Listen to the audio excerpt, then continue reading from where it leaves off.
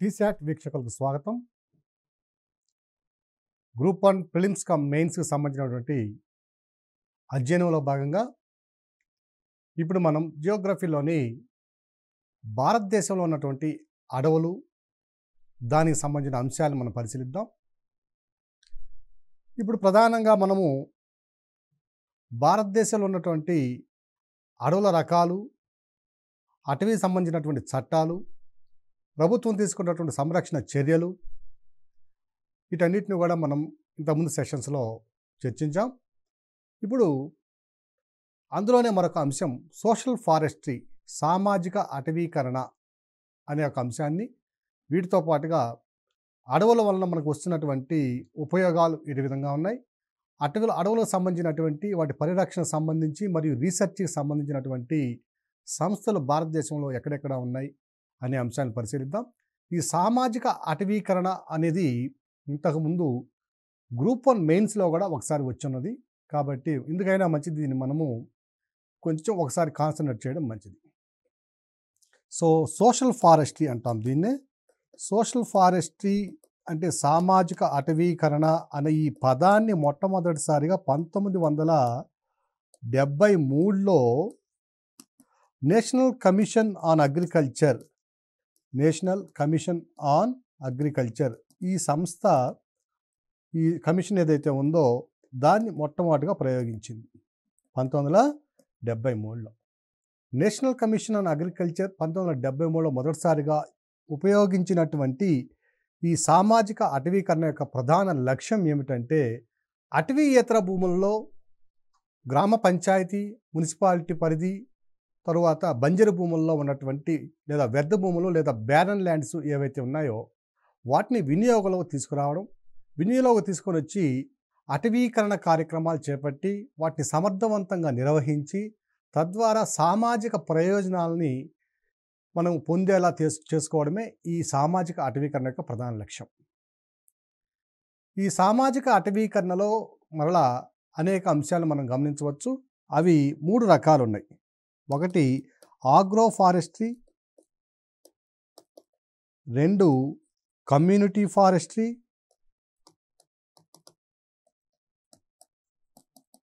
3 farm forestry. అంటే వ్యవసాయ భూముల్లో అటవీకరణ చేయడం ఆగ్రో ఫారెస్ట్రీ. కమ్యూనిటీ ఫారెస్ట్రీ అంటే ఇది ఒక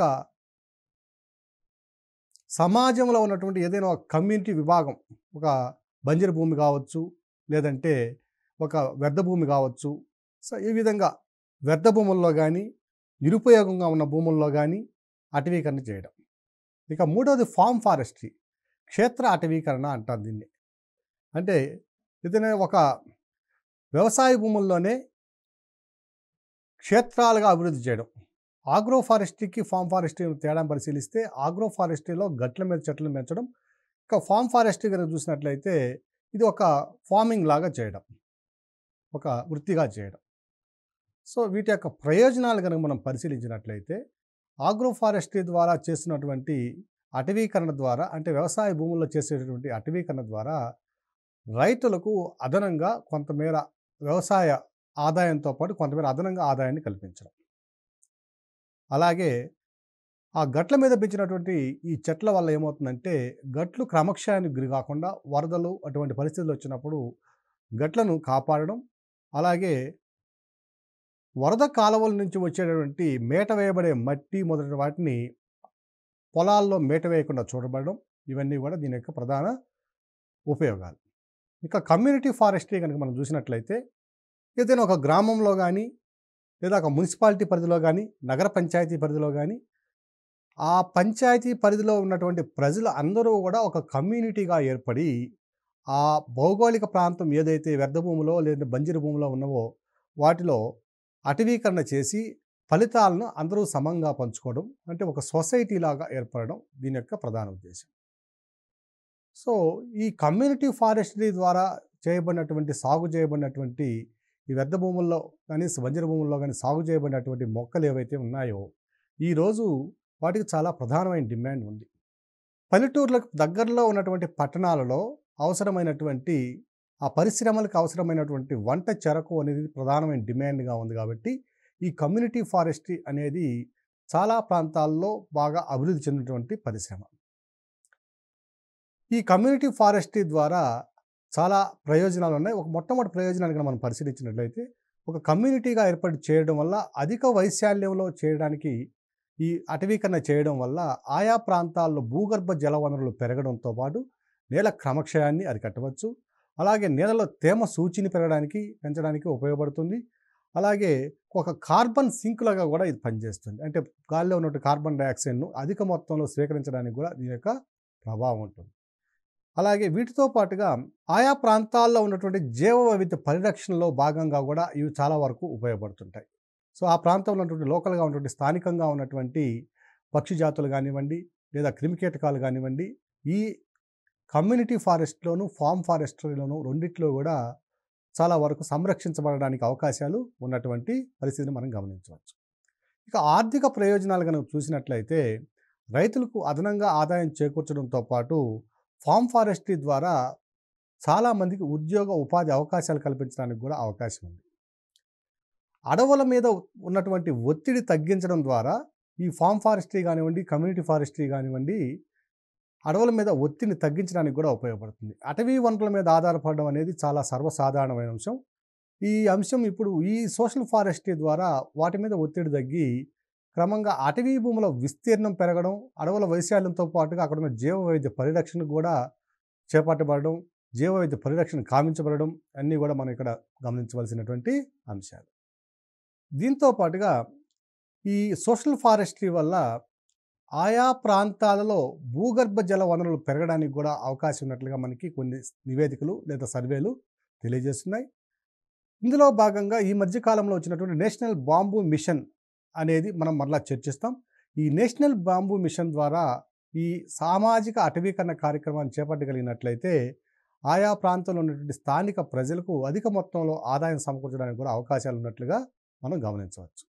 దీని తరువాత అంశాన్ని కనుక మనం పరిశీలించినట్లయితే భౌగోళిక విస్తరణ ఏ విధంగా ఉంది అటవులు, ఆ భౌగోళిక విస్తరణతో పాటు అటవుల నుంచి వచ్చేటటువంటి మనకి ప్రధానమైనటువంటి వనరులు ఏమిటి, ఏ ఏ మొక్కల నుంచి ఎటువంటి మనకి వనరులు లభిస్తాయి అనేవి మనకి ప్రిలిమ్స్ పాయింట్ ఆఫ్ వ్యూలో కొంతమేర ఇంపార్టెంట్, ఇది ప్రధానమైనది గమనిస్తాం.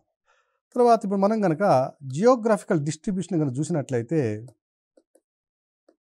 భౌగోళిక విస్తరణ, అటవీ భూముల భౌగోళిక విస్తరణ కనుక మనం పరిశీలించినట్లయితే హిమాలయ ప్రాంతాలలో 18% అటవీ భూమి ఉన్నట్లుగాను, తరువాత గ్రేట్ ప్లెయిన్స్ అంటే నార్దర్న్ ప్లేస్ ఉత్తర మైదానాల్లో 5% అటవీ భూమి, అలాగే పెనిన్సులార్ ఇండియా అంటే ద్వీపకల్ప భారతదేశంలో 57%, అలాగే western Ghats and west coastal plains వీటిలో 10%, అట్లాగే ఈస్టర్న్ ఘాట్స్ తూర్పు కనుమలు మరియు తూర్పు కనుమలో ఉన్నటువంటి మైదానాల్లో ఒక 10% అటవీ భూములు ఉన్నట్లుగా మనం గుర్తించడం జరిగింది. సో అత్యధికంగా అటవీ భూములు కలిగినటువంటి భౌగోళిక స్వరూపం లేదా భౌగోళిక విభాగం ఏమిటంటే అది ద్వీపకల్ప భారతదేశం. సో ద్వీపకల్ప భారతదేశంలో 57% ఉంటే ఇందులో భాగంగానే గుర్తించబడినటువంటి పశ్చిమ కనుమలు మరియు తూర్పు కనుమల్లో మరో అదనంగా 20% ఉంటే, అంటే దక్షిణ భారతదేశము లేదా గంగా నదికి దిగువ ఉన్నటువంటి ప్రాంతం మొత్తం కూడా అటవీ వైశాల్యం అధికంగా ఉన్నటువంటి ప్రాంతంగా మనం గమనించవచ్చు. సుమారు 77% భూభాగము అటవీ వైశాల్యం ఈ భూభాగంలో మనం గమనించవచ్చు. అడవుల వలన ఉపయోగాలు మనం చూస్తున్నాం. అడవుల వల్ల ఉపయోగాలు కూడా గ్రూప్ 1లో రీసెంట్గా ఇవ్వబడినటువంటి ఒక మెయిన్స్లో క్వశ్చన్ ఇవ్వడం జరిగింది. చూడడానికి చాలా సింపుల్గా ఉండొచ్చు, కానీ ఆన్సర్ కొంచెం ఇన్డెప్త్ రాసినట్లయితేనే మనకి దాని ద్వారా మార్కులు సంపాదించడానికి అవకాశం ఉంటుంది. సో అడవుల నుంచి వచ్చే ఉత్పత్తులు కనుక మనం పరిశీలించినట్లయితే మొదటిది వచ్చి సిల్వర్ ఫర్. దీన్ని అగ్గిపెట్టెల తయారీ, తర్వాత ప్యాకేజ్ బాక్సెస్, సిమ్లా ఆపిల్స్ అలాంటివి, ద్రాక్ష ఇలాంటి వాటిని మనం ప్యాకేజ్ బాక్సెస్లో మనం ప్యాక్ చేస్తాము. వాటి యొక్క తయారీకి కూడా ఉపయోగపడుతుంది. రెండవది సాల్ ట్రీ వచ్చి రైల్వే స్లీపర్స్లో యూజ్ చేస్తున్నాం. ఒకప్పుడు యూజ్ చేసేవాళ్ళు, ఇప్పుడంతా కూడా రైల్వే స్లీపర్స్ అంతా కూడా సిమెంటు కాంక్రీట్ను ఉపయోగించి మనం తయారు చేస్తున్నాం. దీని తర్వాత ఖైర్ లేదా చిర్ కనుక చూసినట్లయితే ఇది చాలా ఆర్థికంగా చాలా ఉపయోగం ఉన్నటువంటి ఉత్పత్తి ఇది. దీన్ని సాల్ ట్రీతో పాటు బాక్సెస్ తయారు ఉపయోగించినప్పటికీ చిర్ నుంచి మనం ఉత్పత్తి చేసేటటువంటి టర్పెంటైన్ ఆయిల్ అనేది చాలా ప్రధానమైంది. ఇది వాణిజ్య రంగంలో చాలా మంచి డిమాండ్ ఉన్నటువంటి ఉత్పత్తి. చిర్రు మరియు పైన్ నుంచి కూడా దీన్ని ఉత్పత్తి చేస్తాము. చిర్ పైన్ నుంచి కూడా ఈ టర్పెంటైన్ ఆయిల్ని ఉత్పత్తి చేస్తాం. ఈ టర్పెంటైన్ ఆయిల్ నుంచి మళ్ళీ రెజిన్స్ ఉత్పత్తి చేస్తాం. ఇవన్నీ కూడా పెయింటింగ్ ఇండస్ట్రీస్లోను, సౌందర్య భరితమైనటువంటి పెర్ఫ్యూమ్స్ ఏవైతే ఉన్నాయో వాటి తయారీలోను, అలాగే ఫార్మాస్యూటికల్ ఇండస్ట్రీస్లోను, సబ్బుల తయారీలోను, ఎలక్ట్రికల్ ఇండస్ట్రీస్లోను చాలా వివిధ రంగాల పరిశ్రమల్లో ఈ టర్పెంటైన్ ఆయిల్ని, దాని నుంచి వచ్చిన రెజిన్స్ని మనం వాడుకుంటున్నాం. దీని తర్వాత కనుక మనం పరిశీలించినట్లయితే బ్లూ పైన్, ఇది వచ్చి బిల్డింగ్ కన్స్ట్రక్షన్కి వాడుతాం దీన్ని. సో ఆయా ప్రాంతాల్లో లోకల్గా ఉన్నటువంటి హౌసెస్ నిర్మాణ రంగంలో, గృహ నిర్మాణ రంగంలో దీన్ని బిల్డింగ్ కన్స్ట్రక్షన్స్లో వాడతాము బ్లూ పైన్ని. దాని తర్వాత దియోదార్, దీన్ని కూడా రైల్వే పరిశ్రమలో ఎక్కువగా వాడతాం. దాని తర్వాత రోజ్వుడ్ దీన్ని పెర్ఫ్యూమ్స్ తయారీలో వాడతాం. నెక్స్ట్ రెడ్ శాండల్ మనం చూసుకున్నాము. ఎర్రచందనం వచ్చి బహిరంగ మార్కెట్లో టన్ను 5 నుంచి 6 కోట్ల రూపాయల వరకు ఉంటుంది. భారత ప్రభుత్వం నిర్దేశించినటువంటి విలువ ఇది సుమారుగా 1,99,00,000 అంటే దాదాపుగా 2 కోట్ల రూపాయలు విలువ ఉంది. ఈ రెడ్ శాండల్ నుంచి తయారు చేసినటువంటి ఆయిల్ని మనం అధికంగా క్యాన్సర్ నివారణలోను, అనేక లొంగనిటువంటి దీర్ఘకాలిక వ్యాధుల నివారణలో కూడా రెడ్ శాండల్ నుంచి తయారు చేసినటువంటి ఈ నూనెను ఉపయోగిస్తాం. వీటితో పాటుగా మంచి క్వాలిటేటివ్ మ్యూజికల్ ఇన్స్ట్రుమెంట్స్ తయారు చేయడానికి కూడా మనం రెడ్ శాండల్ని యూజ్ చేయొచ్చు. అలాగే కొన్ని మందుల ఫార్మాస్యూటికల్ ఇండస్ట్రీస్లో కూడా దీన్ని అధికంగా ఉపయోగిస్తున్నారు. దీని తర్వాత లక్క వచ్చి దీన్ని ప్రధానంగా కెమికల్ ఇండస్ట్రీస్లోను, పెయింటింగ్ ఇండస్ట్రీస్లో దీన్ని ఉపయోగిస్తాం. అలాగే వుడ్ ఇండస్ట్రీస్లో వుడ్ని ఫర్నిష్ చేయడానికి, లేదా సాఫ్ట్ చేయడానికి, లేదా దాంట్లో ఉన్నటువంటి కొన్ని లోపాలను సరిచేయడానికి మనం లక్కను ఉపయోగిస్తున్నాం. ఇక సబాయి గడ్డిని పేపర్ ఇండస్ట్రీలో మనం ఎక్కువగా యూజ్ చేస్తున్నాం, పేపర్ పరిశ్రమ. దాని తర్వాత రూట్స్ ఆఫ్ కుస్ గ్రాస్ యొక్క గడ్డి యొక్క వేళ్ళు, కుస్ గ్రాస్ యొక్క వేళ్ళు వచ్చి కూలింగ్ ఫ్యాన్స్ని వాటి తయారు చేయడానికి ఉపయోగిస్తున్నాం. దాని తర్వాత సుందరి చెట్లని మనం పశ్చిమ బెంగాల్లో ఉన్నటువంటి మడ అడవుల్లో ఉన్నటువంటి సుందరి చెట్లని ఎక్కువగా ఆ ప్రాంతంలో, స్థానికంగా ఉన్నటువంటి ప్రాంతంలో ఇళ్ల నిర్మాణ రంగంలోను, అలాగే చేపల వేటకు ఉపయోగించేటువంటి బోట్స్ తయారీలోను సుందరి చెట్స్ని మనం ఉపయోగిస్తాం. ఇవి బరువు తక్కువ ఉంటాయి, మంచి హార్డ్వుడ్ వల్ల. వీటి తర్వాత మెహువా అనేది మనకి ఈస్టర్న్ ఘాట్స్లో అధికంగా లభించిన ప్రాంతం ఇది. దీన్ని సారా తయారీలోను, అలాగే కొన్ని హోమియోపతిక్ మెడిసిన్స్ తయారీలోను కూడా మెహువా గడ్డిని ఉపయోగిస్తాం. తర్వాత రూసా గ్రాసు, ఇది ఎక్కువగా నిజామాబాద్లో పండిస్తున్నారు దీన్ని, రూసా గ్రాసు. దీన్ని కూడా పెర్ఫ్యూమ్స్ తయారీలో ఉపయోగిస్తున్నాం, అలాగే హల్దా గడ్డి, దీన్ని సిగరెట్ ప్యాక్ల పెట్టెల తయారీలో, పెట్టెల మనము ప్యాక్ చేసేటువంటి పెట్టెల తయారీకి హల్దా గ్రాస్ను ఉపయోగిస్తున్నాం. వీటి తర్వాత ఫైబర్స్ ఆఫ్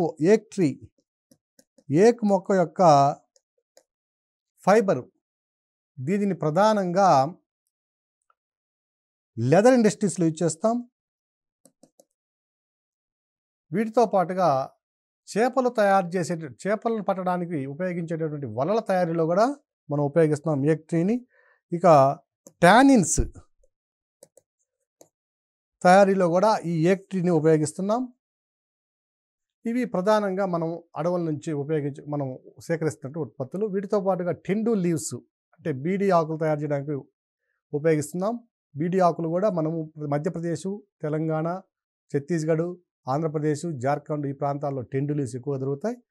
వీటితో పాటుగా రెజిన్స్‌ని అధికంగా ఉత్పత్తి చేసేటటువంటి మనం చూసినట్లయితే అంటే దీన్ని చిర్పాయి నుంచి తయారు చేస్తారని చెప్పుకున్నాం. పైన్ చెట్ల నుంచి లేదా చిరు చెట్ల నుంచి తయారు చేసేటువంటి టర్పెంటైన్ ఆయిల్. ఈ టర్పెంటైన్ ఆయిల్ నుంచి రెజిన్ తయారు చేస్తాం. ఈ రెజిన్‌లు గనక మనం పరిశీలించినట్లయితే వీటి ఉత్పత్తిలో ప్రథమ స్థానం ఉన్నటువంటిది మధ్యప్రదేశ్, రెండవది మహారాష్ట్ర, మూడవది తెలంగాణ, నాలుగవది ఏపీ, ఐదవది గుజరాత్. ఓకేనా?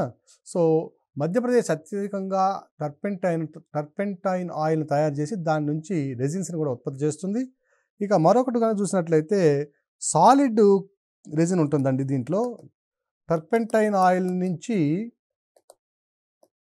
రెజిన్ తీసిన తర్వాత దీని నుంచి మళ్ళా ఒక రెసిడ్యూ వస్తుంది, అవక్షేపం వస్తుంది. దాన్ని సాలిడ్ రెజిన్ అంటాం. ఈ సాలిడ్ రెజిన్ ఎక్కువగా పేపర్ ఇండస్ట్రీ, పేపర్ పరిశ్రమ, సబ్బుల పరిశ్రమ, రబ్బర్ పరిశ్రమ, రబ్బరు, ఫినాయిల్ తయారీకి, అలాగే ప్లాస్టిక్ పరిశ్రమల్లో కూడా అధికంగా దీన్ని ఉపయోగిస్తున్నాం, సాలిడ్ రెజిన్. సో, ఈ పైన్ చెట్ల నుంచి లేదా చిరు చెట్ల నుంచి తయారు చేసేటువంటి టర్పెంటైన్ ఆయిల్, దాని నుంచి ఉత్పత్తి చేసిన టర్పెంటైన్ ఆయిల్, దాని నుంచి ఉత్పత్తి చేసేటువంటి రెజిన్, సాలిడ్ రెజిన్లు అనేవి ఆర్థికంగా చాలా ప్రాముఖ్యత కలిగినటువంటి అంశాలు.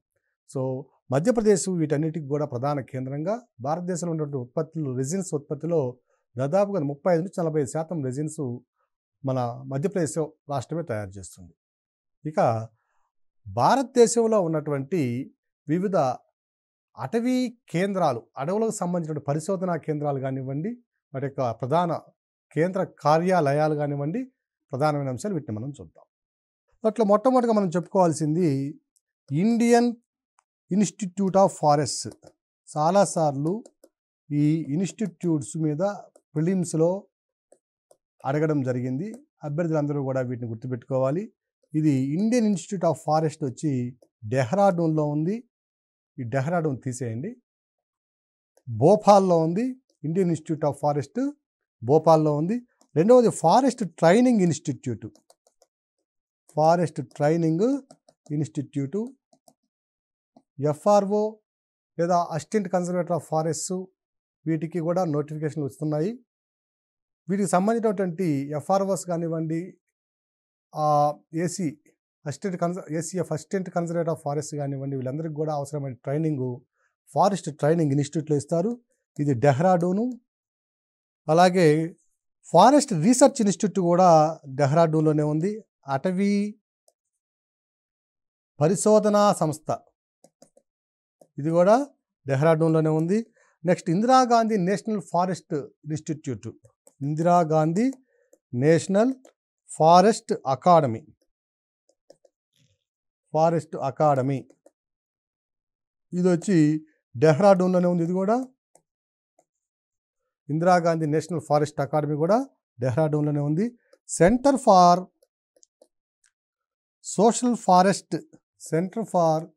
సోషల్ ఫారెస్ట్ అండ్ ఎన్విరాన్మెంట్, ఇది అలహాబాద్లో ఉంది. Allahabad. Next institute of arid zone forest research, institute of arid zone forest research, ఇది జోధ్పూర్లో ఉంటుంది. జోధ్పూర్. సో, ఇది వచ్చి institute of arid zone forest research అంటే శుష్క ప్రాంతాలలో ఉన్నటువంటి అడవుల మీద చేసే పరిశోధనా కేంద్రం ఇది. శుష్క లేదా శుష్క ప్రాంతాల అటవీ పరిశోధనా సంస్థ, ఇది జోధ్పూర్లో ఉంది. Centre for tropical forest research institute, tropical forest research institute, ఇది జబల్పూర్లో ఉంది, మధ్యప్రదేశ్. జోధ్పూర్ ఏమో రాజస్థాన్, జబల్పూర్ ఏమో మధ్యప్రదేశ్. ఇక institute of forest genetics and breeding, అటవీ మొక్కల యొక్క జీనోమ్ గురించి, వాటి యొక్క జన్యువుల గురించి, వాటి యొక్క ఉత్పరివర్తనం గురించి, వాటి యొక్క పెరుగుదల మరియు అభివృద్ధి గురించి చేసేటువంటి పరిశోధన చేసేటువంటి సంస్థ ఇది. ఇది కోయంబత్తూరులో ఉంది. Next centre for forest productivity కూడా ఒక ప్రధానమైన సంస్థ.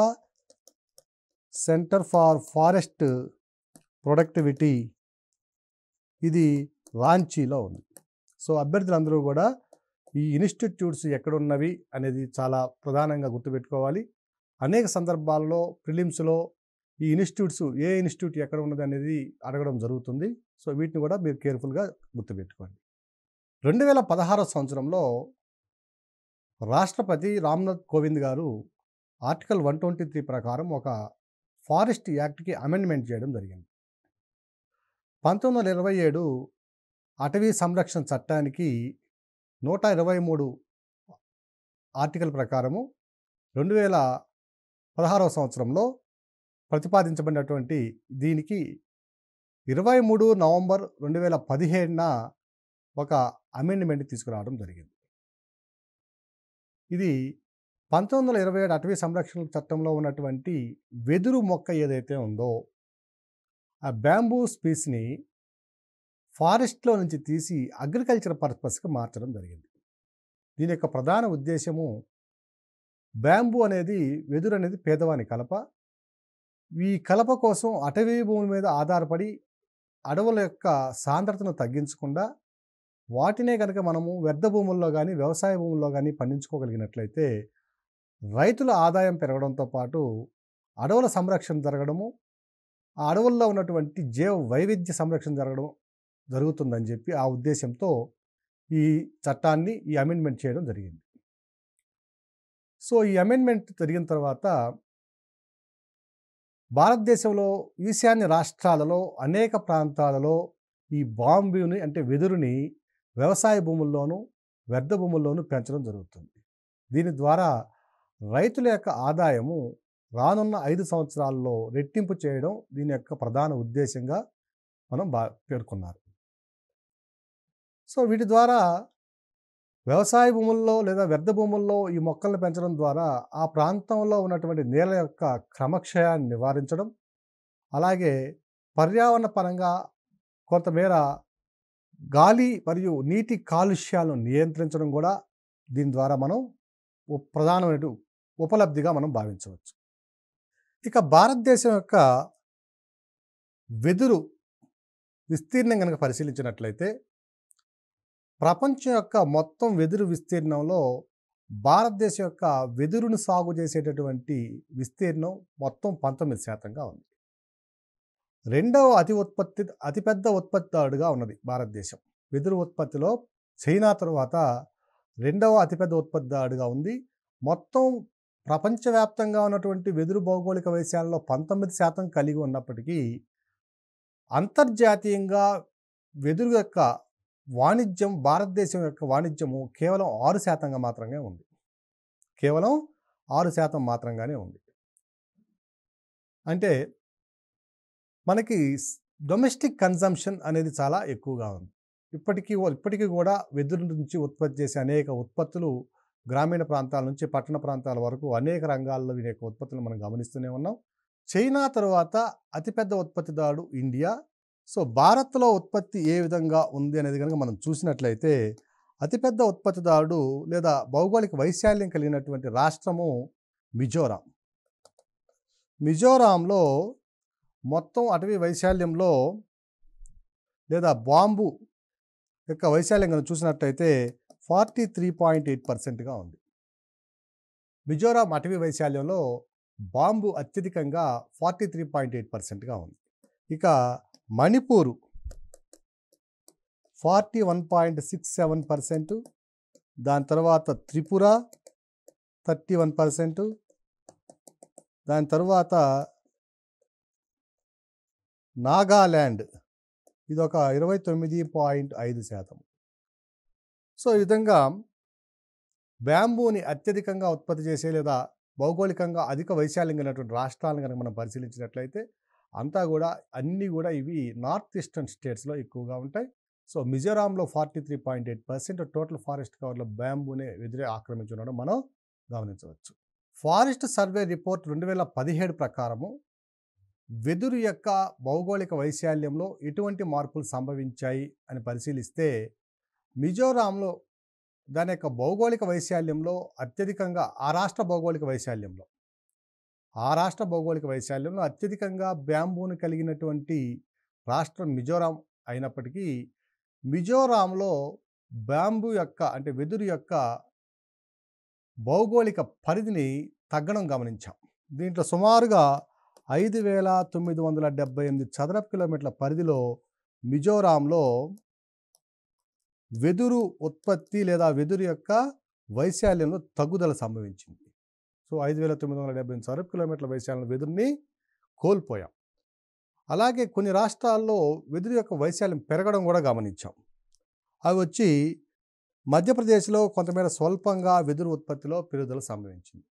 అలాగే ఇంతకుముందు మనం చూసింది ఈశాన్య భారతదేశాల్లో వెదురుని అత్యధికంగా మనం గమనించవచ్చని చెప్పినప్పటికీ మధ్యప్రదేశ్ వంటి లేదా మహారాష్ట్ర వంటి పెద్ద రాష్ట్రాలతో పోల్చినప్పుడు అవి చాలా చిన్న రాష్ట్రాలు. సో ఇంతకుముందు మనం చెప్పినటువంటి గణాంకాలన్నీ కూడా ఆ రాష్ట్ర భౌగోళిక వైశాల్యంలో చెప్పాం. ఇప్పుడు అతిపెద్ద ఉత్పత్తిదారు లేదా అతిపెద్ద వెదురుని సాగు చేస్తున్నట్టు లేదా వెదురు భౌగోళిక పరిధి కలిగినటువంటి రాష్ట్రాలను కనుక మనం పరిశీలిస్తే వాటిలో మొట్టమొదటిగా చెప్పుకోవాల్సింది మధ్యప్రదేశ్. ఇది 1.8 మిలియన్ హెక్టేర్స్లో మనము వెదురుని గమనించవచ్చు. ఇవి వెదురు అత్యధిక వైశాల్యం కలిగినటువంటి రాష్ట్రాలు. అభ్యర్థులు ఇక్కడ కన్ఫ్యూజ్ కావద్దు. ఇంతకుముందు చెప్పుకున్న మిజోరాం ఆ రాష్ట్ర భౌగోళిక వైశాల్యాల్లో.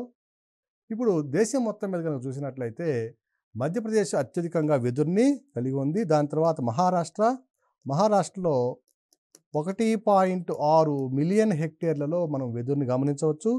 దాని తర్వాత అరుణాచల్ ప్రదేశ్, ఇది 1.5 మిలియన్ హెక్టేర్స్.